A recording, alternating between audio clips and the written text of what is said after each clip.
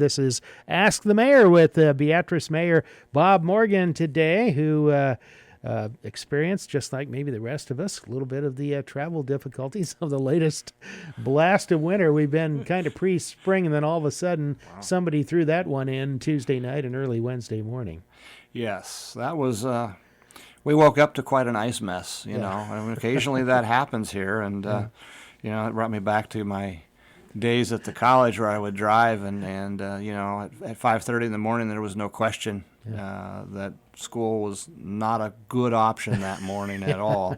The roads were pretty tough. Yeah, it was around here. So many slide-offs, and vehicles had to be abandoned, and I even saw where it's called the Beast. The Beatrice Police big vehicle went out to aid in the situation. Yep. I happened to be driving to work, and I saw that coming up 5th Street, and I thought, what are they out here with that thing for today? But that must have been the time frame there. Right. Well, you know, and it really drives home the fact that, you know, we have a number of folks that are really heroes when you think about it. Mm-hmm. You know, the fire department, those guys have to be at work. You got the police department, you got the state patrol. Mm-hmm. But then you've got all these other people that, you know, when they work at, say, the hospital. Yeah. I mean, they still have to get there. Mm-hmm. And so, you know, it's probably that 25 to 35 mile an hour able to drive just to get to work to really serve the people that they need to. And so, you know, hats off to everybody that had to get out and support all of us when a lot of us, and even you know, you get up and you have to be here in all that mess, and I can get up and have my cup of coffee and look out the window and go, yeah, it's really bad. Yeah, and I'm staying right here. Yeah. Well, the other thing, too, is as far as highway road crews and county road crews and city street, they have to be right out in the middle of it because they have to make sure, like, emergency vehicles can get through, like ambulances, fire trucks, and police. So, you know, and with that wind, if you've got a power outage, out goes the guys that are going to get out there in that frigid wind and go up in the air and catch the brunt of it. So, you know, I guess I would just say thank you to everybody that really helped out and had their job demanded them to be out there. And so thank you. You know, I didn't take a good look around the parks, but it didn't seem like there was a ton of tree damage that and I was kind of thinking, I wonder if we're going to have a power outage or two. I don't remember one being out there at all. But yeah, if there was, it must have been pretty intermittent. Yeah. I don't know why. Maybe, who knows, maybe that flash freeze helped the trees, and maybe they didn't sway as much, because I didn't see a lot of limbs down in people's yards or parks or any of those type of things. It is one time where you thank the electric department for doing tree trimming, too, and getting trees away from power lines so they don't knock down facilities, and then you end up with having to go out in the middle of the night. That kind of pays off at a time like that when you get high winds. It pays, you know, monumental not only at night, but just the cost alone to not have to repair those lines because you were proactive. Yeah. Well, it looks like 50s and then maybe even 70s next week, so that's a little bit better, I'd say. We'll take those March days. I guess March came in as a lion, didn't it? Yeah, it did, kind of. Yeah, just wonder how it's going to go out here, too. But hopefully things will get gradually better and stay that way. So. Big topic on Monday night, which, by the way, was delayed by weather a couple of weeks because of Omaha consultants from JEO coming down and giving the presentation on the Safe Streets for All plan, which the council has now adopted. I didn't get a look at the whole plan, just kind of the abbreviated part that they were talking about, but kind of focuses on some areas of the city, a couple of which you're already kind of planning for, and that would be Lincoln and Court Street. But the big one, I guess, to address the biggest crash locations would be US 77. That is correct. You know, to kind of back up, the Safe Streets for All plan came about for two reasons, and JEO did the study. The first reason really was to take a look at safety, and the safety was not only from the driving perspective, but also pedestrian and bike traffic. And so, you know, it was, about a 55-page document where they took a look at everything. I think they did a really thorough job. And so that was the first and foremost purpose, was for safety. And the second one was, once you identify all those spots, then you have to figure out how do you fix those. And it'll take a long time to fix all of those. But we were the first, and are still probably the only, city in the state of Nebraska that did a Safe Streets for All plan. And to do the Safe Streets for All plan is a requirement for future federal funding. So we hope that that means we're going to be at the front of the line as we take a look at, one of the things that they said is, and we have done a study plan on Lincoln Street. How do you fund that and not impact taxes? Well, if we get a federal grant to do that, that would be wonderful. And because we have that master layout plan of 12 or on Lincoln Street, we can start applying for grants, and we hope to be at the front of the line because the requirement first is to do the study, and then we get the implementation grants. And so that puts us in a good spot. The Court Street part between 1st and 10th, you're kind of at an advantage there because you got that big raise grant, and that's going to help with that. So maybe a step ahead there. I thought it was pretty interesting. They basically identified, 3 areas that we needed to work on. And the first two, well, the second one was actually Court Street. And I think they identified the top 20 spots. And I'm trying to do this off of memory, so forgive me. I think the reroute will take care of 6 out of those 20 and make that a much safer process. I mean, we talked about all those things, of why you wanted to move the highway over one block. I don't know how much safety fell into that, but as you look at this report, it really, validated that that's the best decision for the city of Beatrice. The first one is Highway 77, and I believe their recommendation takes care of 9 of the issues out of 20. So when you think about those two things, you're knocking off. And I think the other was Lincoln Street was the other 5. So you're really knocking off a lot of safety areas.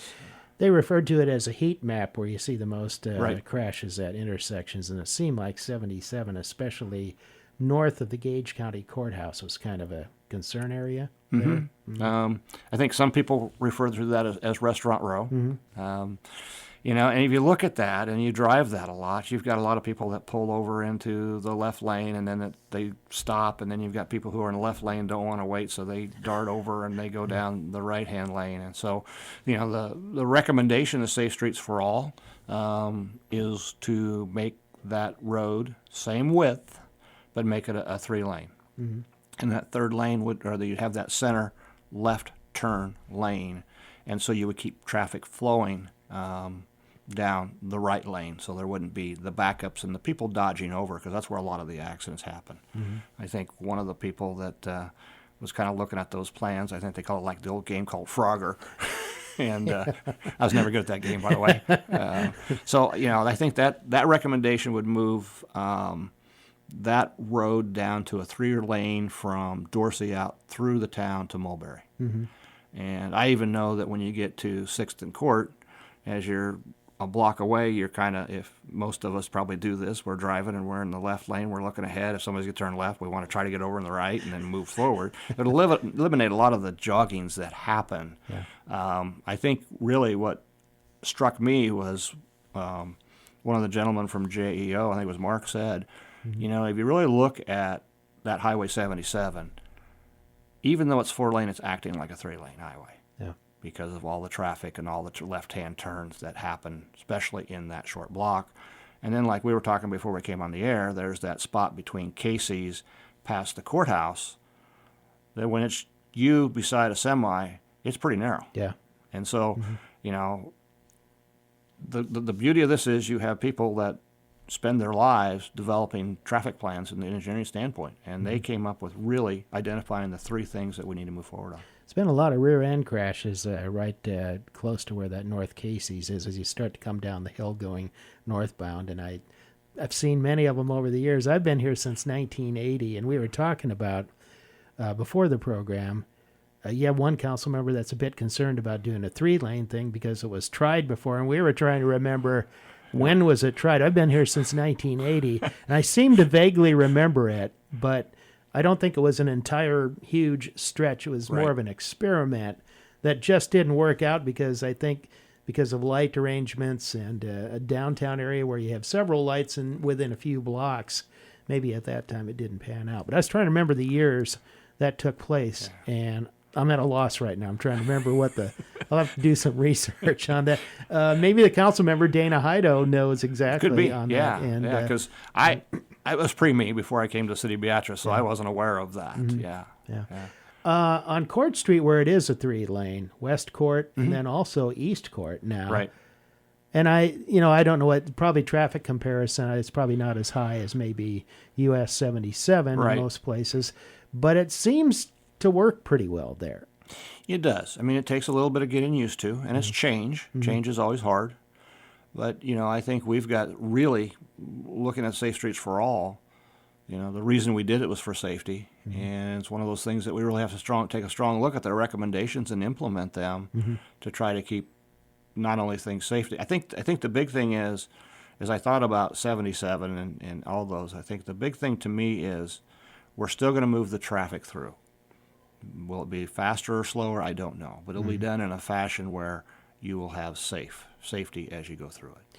You mentioned those crowded lanes and the semi right by you on 77, and I think of those areas where there are curbside sidewalks along a great stretch of there. If you did at some point, whenever in the future, go to 3 lanes, would that open up the possibility of not taking out those curbside sidewalks, because you're going to have more room per lane, and maybe make those offset so they're not curbside.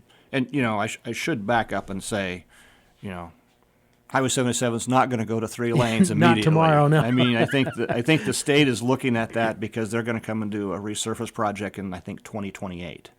And so we need to make the decision soon because they're going to start designing this project. But nothing's probably going to happen to Highway 77 until 2028, 2029, right in there. So it's not immediate, but as you look about designing, you got to make sure that you do the things right now. But yes, I think the beauty of it is you could start looking at a way to put in some right-hand turn lanes and move the sidewalk back to that 4-foot area. And then you could even have a grass buffer through there, which if you think about it, as people are driving through, if you do the reroute and then you have that buffer on Highway 77 that's a green space, I think people would have a really good impression of the City of Beatrice as they drive through. I see. Before we take a break, one last comment on the Safe Streets for All report, and I almost hesitate to bring this up because I don't want to make it a 5-alarm fire like it usually is, but, talk about roundabouts. Okay. And they were asked about that. Yes. And they made a good point. I got to think, I'd never really thought about it in this context, but that they said it's really hard to have an injury accident at a roundabout, and that's why they're one of the most safe arrangements for vehicles going through. Yes, that's true. Number one, you slow down, and number two, it funnels traffic off a lot better and takes that front end to front end crash out of the way. And I think I'm thankful that I think it was Councilman Doyle that asked the question, and they basically ranked it. The roundabout is the safest for traffic and pedestrians, followed by the 4-way stops, followed by the stop lights. And so I thought that was interesting. Former police chief Bruce Lang always used to tell me about traffic lights. He said, they're great accident creators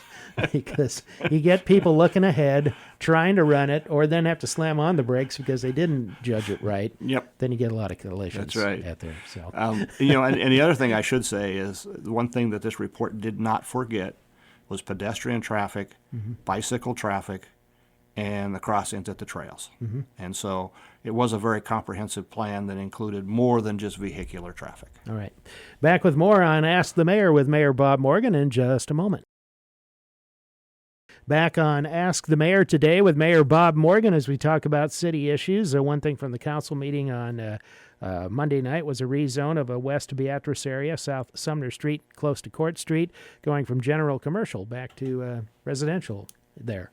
Correct. And I'm trying to think when they rezoned. But they rezoned and made an ordinance I don't remember. before either. my time. I think it might have been related to the dealership or next door. I'm not sure. Well, and then that's where any house that fronts a highway, they kind of made it commercial if it sat vacant for more than a year, and when you tried to sell it. I'd have to look up the exact ordinance, so I'm not sure why it is. But this house actually sits off of Court Street by half a block. Been a residence since 1920. Yeah. Somebody bought it. They're going to refurbish it and rent it, and actually it was in that zone, and so what we did is we just moved the line a little bit and rezoned it, so it'll be a functioning residence.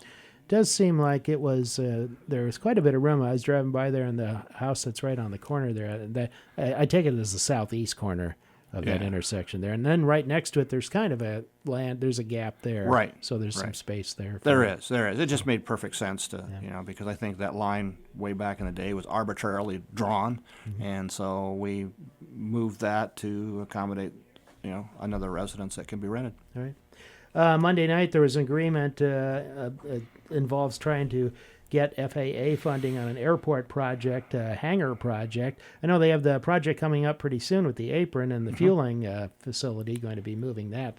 That's starting, but this deals with one down the road too that they want to do. Right. Senator Fisher earmarked us to get $2 million for another hangar, which we need out there. We have a need for hangar space. So we signed those documents, and that'll be underway. And actually, I think we signed another couple of documents as you look at the apron redo, where you are going to move the fuel station and some apron work, and again, helping really, I would say, upgrade one of our great assets being the airport. The regulation that changed where you cannot you can't intersect directly with a runway from a taxiway brought to mind that recent incident, although it was a much larger airport, but that jet that was coming in for a landing at Midway, and here comes a business jet, perpendicular right into the path of the. I mean, I know they're totally different things, but still, it kind of points out, though, why that is the case. So, exactly, and we're excited to do that work, and I think 90% of it is paid for, and the other fits into the airport budget. And I think the below ground tanks then are above ground in a I know, storage thing, which is probably a good thing. Yep. We know what the problems are with leaking underground That's tanks right. all of Nebraska. That's exactly right. So, but anyway, we'll take another break here and be back to wrap up Ask the Mayor in just a moment. Wrapping up Ask the Mayor today with Beatrice Mayor Bob Morgan, a couple of things to touch on. Retaining a consultant to help out with tree resources in the city of Beatrice, who approved an agreement with JEO, which was the one who did the Safe Streets for All program as well. Initially, it was to help out with an inventory of trees, but now it's kind of morphed into kind of a two-part thing to do forestry management, too, in the city. Correct. First step is to do the inventory of trees. The second step is to do the management project. And, you had mentioned earlier in the program that trimming trees has been a real benefit to not having loss of power and those type of things. So, the inventory of trees will be more than just, this is an oak tree or this is a spruce or whatever it might be. It actually also takes a look at the condition of the trees. I think I think there's some trees that along the river that we won't inventory, but anything on city property we will. And that gives people an opportunity to then put it into a plan and also identify some places that maybe more tree trimming needs to be done, or, the tree has reached long past its life expectancy and probably needs to come down. And so I think the other thing that what I found interesting and it's kind of amazing as we move into this technology world, all this will be put into a computer, what they call GIS, so that people can identify exactly where the trees are. And then we can take care of those in a planned way over a period of time. And I think, was it about $26,000 roughly? And just a sidebar, Dallas, Texas decided to implement one of these, and they're going to look at every tree in their city property. $6 million. Wow. So we feel like we got a bargain. Yeah. A little bigger area down there. Bigger area. And it doesn't include private property. This is just public. It does not. Public property and public right-of-way property, parks and things like that. No, it does not. So doesn't deal with anybody's yards. Yep. Nobody's going to come down and cut down your tree. Nope, You're just, absolutely not. Unless it's interfering with a power line, or they might trim it or whatever. Yeah, if you want exactly. It that way, or it's going to fall down and interrupt power. Yeah. And it happens to be in our right-of-way, then we'll take care of it. I was driving through Riverside Park the other day, and I got to, you just see trees sort of in the forest approach, but you look at how many are there. Yeah. It's a lot of resources to take care of. You look at Chautauqua Park, same thing. Absolutely. So, I mean, it's going to take some time, and you think, well, why do you do it? But again, it identifies the species and those types of things. I mean, we could have another incident 10 years from now like the ash borer. So we know exactly where an oak trees would be if that's what it affects, or whatever it might be. And so it does help us just continue, as I've always talked about, is planning for the future. Also had a big ice storm back in the 80s, I know, and I think there might have been another one in the 90s that wasn't quite as big. Right. But those things can do a lot of damage, cause a lot of power problems, and obviously take down a lot of trees or major parts of trees over time. Right. So. And I was thinking, now maybe because I lived in Aurora at the time, so I was a senior in high school back in 1976. There was a massive storm that moved across the state that took out a lot of the power lines. Plus, out there, you've got all those big transformers lines out in the country, and a lot of those big above ground poles went out. And so this just helps us continue to keep power to the city. You know, beyond just the parks, too, there are right-of-way areas, and I know it was last year or the year before, I know there was some planting of trees out along US 77, the north part of town, sort of try to get at this, the snow problem when you have drifting over highways and things like that. So there's ways trees can help out, too, and those would be inventoried, too, wouldn't they, as far as right-of-way along there? So, Yep. Okay. So I think it's a great project, and I think it's great that we've taken that project on. We've taken a lot of projects on. Yeah, seems like there's always something to do. We've been trying to be very proactive rather than reactive, and we're truly, as I've said, we're really trying to make sure that we plan for the future, which makes it a lot easier roadmap to figure out not only from what needs to be done also, but from a financial position.